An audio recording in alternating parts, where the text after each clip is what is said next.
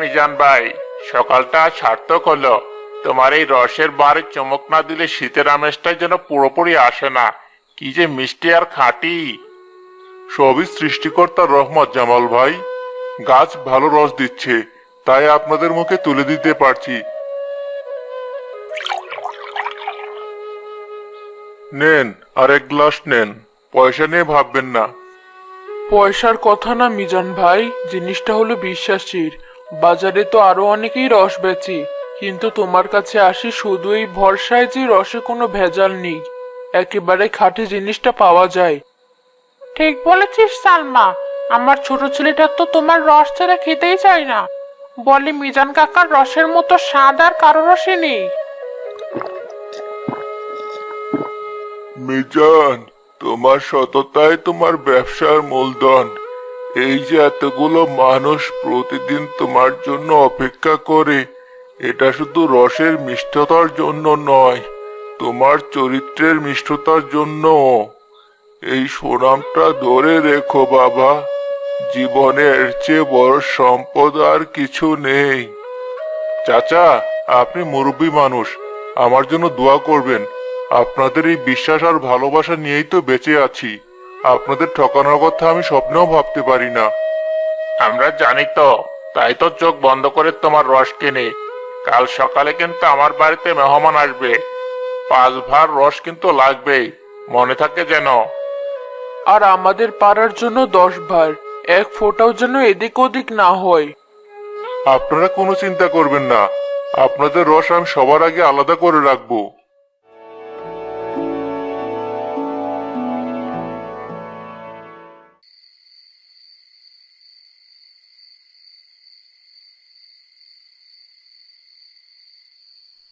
বিলকিস, দেখেছো?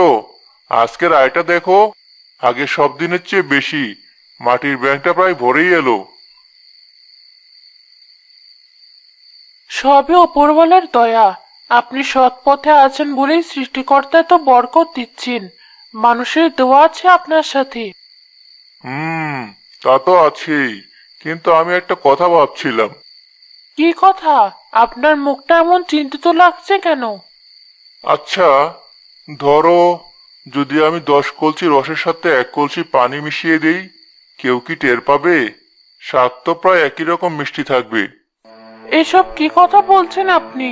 যার জন্য এত সুনাম, যার জন্য মানুষ আপনাকে এত বিশ্বাস করে, তাদের সাথে আপনি বেইমানি করার কথা ভাবছেন? এটা তো সরাসরি গুনার কাজ। আরে বাবা, গোনা হবে কেন? আমি তার বিষ মিশাচ্ছি না, সামান্য একটু পানি। এতে আমাদের লাভটা একটু বাড়বে। ছেলেটার পড়ার খরচ বাড়ছে, তোমার জন্য তো একটা ভালো শাড়ি কেনার ইচ্ছা করে। আমার কোনো শাড়ি লাগবে না। মানুষের বিশ্বাসের চেয়ে দামি শাড়ি আর হয় না। আপনি যে সম্মানটা পেয়েছেন সেটা কি টাকা দিয়ে কেনা যায়? এই 2 পয়সা বেশি লাভের জন্য ওই অমূল্য জিনিসটা নষ্ট করবেন না। আল্লাহ যা দিচ্ছেন তাতে শুকরিয়া আদায় করুন। তুমি বড্ড সেকেলে রয়ে গেলে বিলকিস। দুনিয়া অনেক চালাক হয়ে গেছে, সবাই নিজের লাভ বোঝে। আমি একটু লাভ বুঝলে কি এমন ক্ষতি হবে? ক্ষতি আপনার হবে না, ক্ষতি হবে আমাদের বিবেকের, আমাদের সততার। যে সৃষ্টিকর্তা রিজিক দিচ্ছেন তার সাথে নাফরমানি করবেন না। আমার মন বলছে এর ফল কখনোই ভালো হবে না। আপনি এই চিন্তা মাথা থেকে বের করে দিন। আচ্ছা আচ্ছা, বাদ দাও, কিছু করব না আমি। তুমি শুধু শুধু চিন্তা করো, ঘুমানোর ব্যবস্থা করো।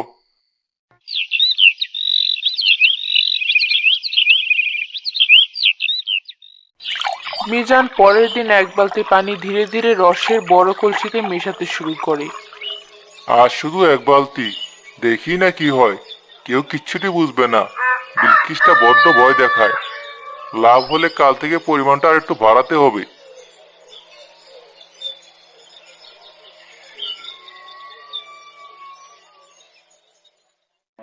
শেষ পর্যন্ত আপনি কাজটা করেই ফেললেন। আমার কোনো কথাই আপনার কানে গেল না। নিজের বিবেকের কাছেও একবার প্রশ্ন করলেন না? আরে তুমি এত ভোরে কি কি করব? কলসির গায়ে একটু কাদা লেগেছিল, তাই পানি দিয়ে ধুয়ে নিচ্ছিলাম আর কি। আমাকে অবুঝ ভাববেন না, আমি নিজের চোখে সব দেখেছি। আপনি মানুষের বিশ্বাসে পানি মেশাচ্ছেন। এর পরিণতি যে কি ভয়াবহ হবে আপনি কল্পনাও করতে পারছেন না। আহ, সকাল সকাল বক্তৃতা শুরু করো না তো। আমি কি করছি না করছি সেটা আমার ব্যাপার। আমার ব্যবসা আমি বুঝবো। তুমি যাও, ঘরের কাজে মন দাও। এটা শুধু আপনার ব্যবসা নয়, এর সাথে আমাদের সম্মান জড়িত, আমাদের সততা জড়িত। আজ আপনি সব শেষ করে দিলেন। মনে রাখবেন, অসৎ পথে যা আসে তা সর্বনাশের পথেই বেরিয়ে যায়।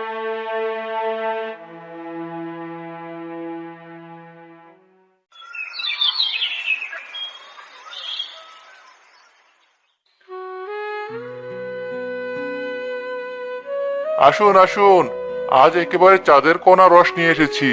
এমন মিষ্টি রস আগে খাননি কেউ।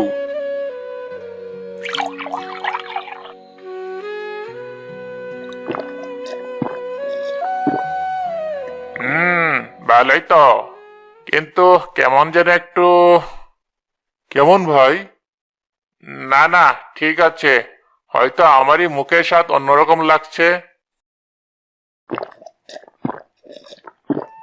এই ফুলি, সত্যি করে বল তো আজকের রসটা খেয়ে তোর কি মনে হচ্ছে? কেন আপা? আমার কাছে কেমন জানি পানসে লাগছে। আগের মতো সেই গাঢ় ভাবটা নেই। মিষ্টি আছে, কিন্তু রসের যে একটা নিজস্ব ঘ্রাণ থাকে সেটা পাচ্ছি না। মনে হচ্ছে মিষ্টি পানির শরবত খাচ্ছি। আপা, তুমি আমার মনের কথাটা বলে দিলে। আমিও ঠিক এটাই ভাবছিলাম, কিন্তু ভাবলাম আমারই হয়তো ভুল হচ্ছে। মিজান ভাই, একটা কথা বলি, কিছু মনে করবেন না তো? বলুন আপা, কি বলবেন? আজকের রসটা কি অন্য গাছের? স্বাদটা ঠিক আগের মতো লাগছে না, কেমন যেন পাতলা। কি যে বলেন না আপা, একই গাছ, একই আমি। রসের স্বাদ পাতলা হবে কেন? হয়তো আজ কুয়াশা বেশি পড়েছে, তাই এমন লাগছে। রস তো একদম খাঁটি।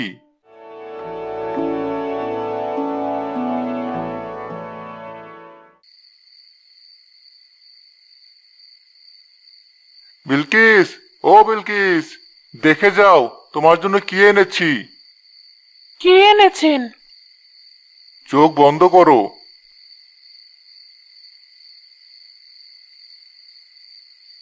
দেখো, বলেছিলাম না তোমাকে একটা রূপোর চেন কিনে দিব। কথা রেখেছি আমি। নাও, গলায় পরো। এই চেন আমার লাগবে না। লাগবে না মানে? এত শখ করে আনলাম, এটা কি ফেলনা জিনিস? যে টাকা দিয়ে এটা কেনা হয়েছে সেই টাকাটাই তো ফেলনা।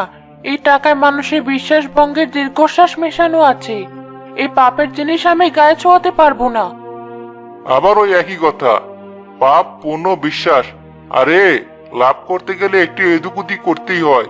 সবাই করে, আমি করলে দোষ? সবাই যদি কুয়ায় ঝাঁপ দেয় আপনিও দেবেন? আপনি তো এমন ছিলেন না। টাকার লোভ আপনাকে কোথায় নামিয়ে এনেছে আপনি নিজেও জানেন না। মানুষগুলো এখন আপনাকে বিশ্বাস করে বলে আপনার দোকানে আসে।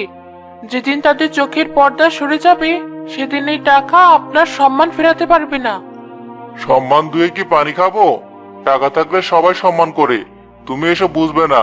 কাল থেকে আমি পানির পরিমাণ আরো বাড়াবো। আমার লাভ হচ্ছে, এটাই শেষ কথা। সৃষ্টিকর্তা আপনাকে হেদায়েত দিন। আমি এর বেশি আর কি বলতে পারি? আপনি নিজের সর্বনাশ নিজেই ডেকে আনছেন।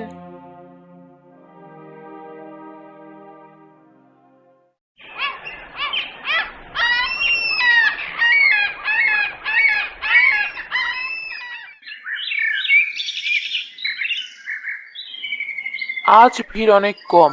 যারা এসেছে তাদের মুখেও আগের মতো উৎসাহ নেই। ভাই, রসটা খেয়ে দেখলি? পুরোটাই তো পানি। মিজানের আক্কেল বুদ্ধি কি সব লোপ পেল? আপা, চলো চলে যাই। এই পানি মেশানো রস কি শুধু শুধু পয়সা নষ্ট? এর চেয়ে না খাওয়াই ভালো। ঠিকই বলেছিস, লোকটার লোভ বড্ড বেড়ে গেছে। আজের একটা হেস্তনেস্ত করতেই হবে। মেজান। জি চাচা, বলেন। তোমার সাথে আমার কিছু কথা আছে। এই রসটা তুমি নিজে গাছ থেকে পেরেছো তো? জি চাচা, কেন, কোনো সমস্যা? সমস্যা তো বটেই বাবা। এই রসের মধ্যে আমি আর সেই আগের সততার স্বাদটা পাচ্ছি না। পাচ্ছি শুধু পানির স্বাদ আর তোমার লোভের গন্ধ। তুমি কেন এমন করছো? চাচা, আপনিও তাদের কথায় কান দিচ্ছেন? সবাই মিলে আমার নামে বদনাম রটাচ্ছেন। আমি কোনো পানি মিশাইনি। একদম মিথ্যা কথা বলবেন না মিজান ভাই, আমরা কি দুধের শিশু? খাঁটি রস আর পানি মেশানো রসের তফাৎ বুঝি না? আপনি দিনের পর দিন আমাদের সবাইকে ঠকিয়ে যাচ্ছেন। ছি! যার যার মনে হচ্ছে আমি ঠকাচ্ছি, তারা কাল থেকে আমার রস খেতে আসবেন না। আমার রসের অভাব নেই, খদ্দেরেরও অভাব হবে না। মিজানের এই আচরণে সবাই হতবাক হয়ে যায়। ইদ্রিস চাচা দুঃখের সাথে মাথা নাড়েন। গ্রামের লোকেরা সেদিন প্রায় কেউই রস না কিনে ফিরে যায়।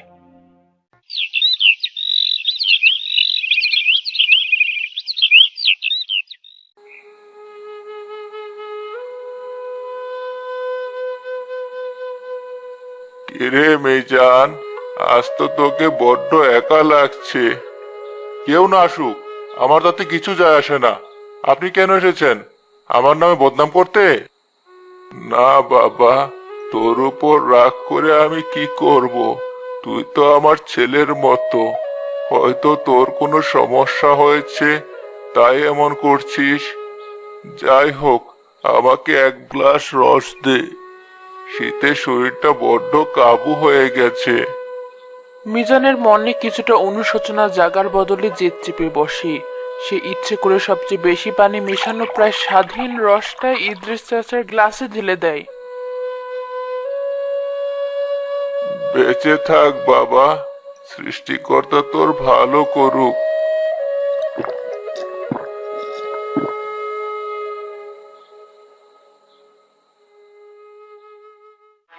সালমা আপা, শুনেছিস? সর্বনাশ হয়ে গেছে। কি হয়েছে? এমন করছিস কেন? ইদ্রিস চাচা বিছানায় পড়ে গেছেন। সকাল থেকে কি ভয়ানক বমি আর পেট ব্যথা। গ্রামের কবিরাজ এসে জবাব দিয়ে গেছে, বলছে পেটে বিষাক্ত কিছু পড়েছে। বলিস কি? কিভাবে হলো? চাচা তো সকালে ভালোই ছিলেন। আর বলো না, চাচি বললেন সকালে বাড়ি থেকে বের হয়ে শুধু মিজানের ওই পাতলা রসটাই খেয়েছিলেন। তারপর থেকে এই অবস্থা। ওই পচা পানি হয়তো চাচার পেটে হয়নি। হায় সৃষ্টিকর্তা, লোভী শয়তানটা শেষ পর্যন্ত একটা মুরব্বী মানুষের জীবন নিয়ে টানাটানি শুরু করলো। না, একে আর ক্ষমা করা যায় না। চলো সবাই, আজের একটা বিচার চাই আমরা।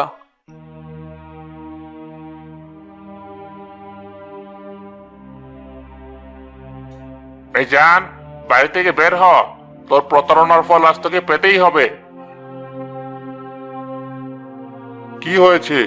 আমার বাড়ির সামনে এভাবে চোর ডাকাতের মতো চিল্লাচ্ছ কেন? চোরের চেয়েও অধম তুই। তোর ওই বিষাক্ত রস খেয়ে ইদ্রিস চাচা এখন বাঁচা মরার লড়াই করছেন। যদি চাচার কিছু একটা হয়ে যায়, তাহলে তোকে আমরা আস্ত রাখবো না। কি কি বলছো এসব? আমি আমি তো শুধু পানি মিশিয়েছি, বিষ তো মেশাইনি। তোর মেশানো ওই নোংরা পানি বিষের কাজ করেছে। তোর লোভের জন্য আজ গ্রামের সবচেয়ে সম্মানিত মানুষটার এই দশা।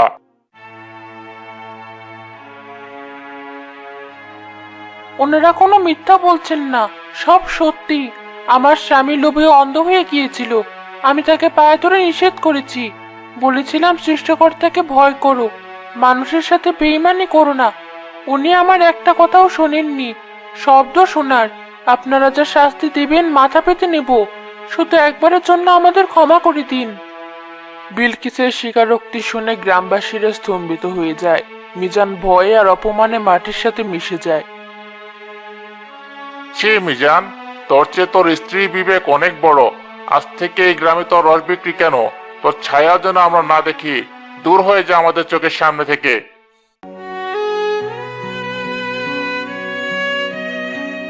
বিলকিস, সব শেষ। আর সকালেও গিয়েছিলাম, একটা মাছিও আসেনি আমার দোকানের কাছে। সব রস মাটিতে ঢেলে দিয়ে আসতে হলো। এটাই তো হওয়ার ছিল। আপনি মানুষের বিশ্বাস নিয়ে খেলা করেছেন, তার ফল তো পেতেই হবে। আমি বুঝতে পেরেছি বিলকিস, আমি আমার জীবনের সবচেয়ে বড় ভুলটা করে ফেলেছি। আমি যদি শুধু তোমার কথাটা শুনতাম। পরদিন খুব ভোরে মিজান শেষ চেষ্টা করার জন্য তার সবচেয়ে ভালো গাছটার কাছে যায়। কিন্তু হাড়ি লাগানোর জন্য গাছটা কাটতেই সে দেখে এক ফোঁটা রসও বের হচ্ছে না। এ কি? রস কই? এই গাছ থেকে তো রসের বন্যা বয়ে যেত। আজ এমন শুকনো কেন? সে তার বাকি 10টা গাছেও দেখে, কিন্তু একটা গাছ থেকেও এক বিন্দু রস বের হয় না। হায় সৃষ্টিকর্তা, এ তুমি কি করলে? আমার রিজিকের পথ তুমি বন্ধ করে দিলে। আমি জানি আমি পাপী, আমি লোভী, কিন্তু আমার শাস্তিটা এত কঠিন ভাবে দিলে।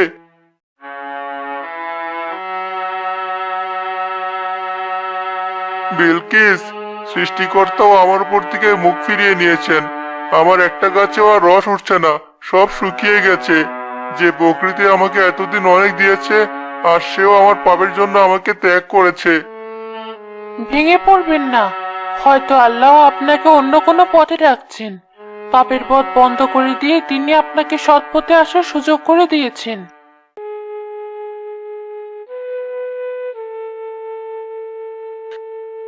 চাচা, আমাকে মাফ করে দিন। আমি একটা পশুর চেয়ে অদম, আমার জন্য আপনার এই অবস্থা হয়েছিল। বাবা, ভুল তো মানুষই করে। তুই যে নিজের ভুলটা বুঝতে পেরেছিস, এটাই সবচেয়ে বড় কথা। আমি মনে কোনো কষ্ট রাখিনি, তোকে আমি ক্ষমা করে দিয়েছি। কিন্তু প্রকৃতি তো আমাকে ক্ষমা করেনি চাচা। আমার সব গাছ রস দেওয়া বন্ধ করে দিয়েছে। আমি এখন কি নিয়ে বাঁচবো? যে সৃষ্টিকর্তা মুখ দিয়েছেন, তিনি আহার দেবেন। তুই মানুষের বিশ্বাস হারিয়েছিলি, তাই তোর গাছেরও বিশ্বাস হারিয়েছিস। এখন নতুন করে শুরু কর। পরের জমিতে মজুর খাট। সৎ পথে 1 টাকা আয় করলে তাতে যে শান্তি পাবি, অসৎ পথে 1000 টাকাও তা পাবি না। বিলকিস, চাচা ঠিকই বলেছেন। কাল থেকে আমি কাজে বের হব। দিনমজুরি করে যা পাবো তা দিয়ে আমাদের সংসার চলবে। আর কোনোদিন অসৎ পথের দিকে ফিরেও তাকাবো না। আমি জানতাম আমার স্বামী আবার আগের মতো সৎ মানুষ হয়ে যাবে। আমাদের অল্পই জুটুক, কিন্তু সেটা যেন হালাল হয়। সৃষ্টিকর্তা নিশ্চয়ই আমাদের দিকে মুখ তুলে চাইবেন।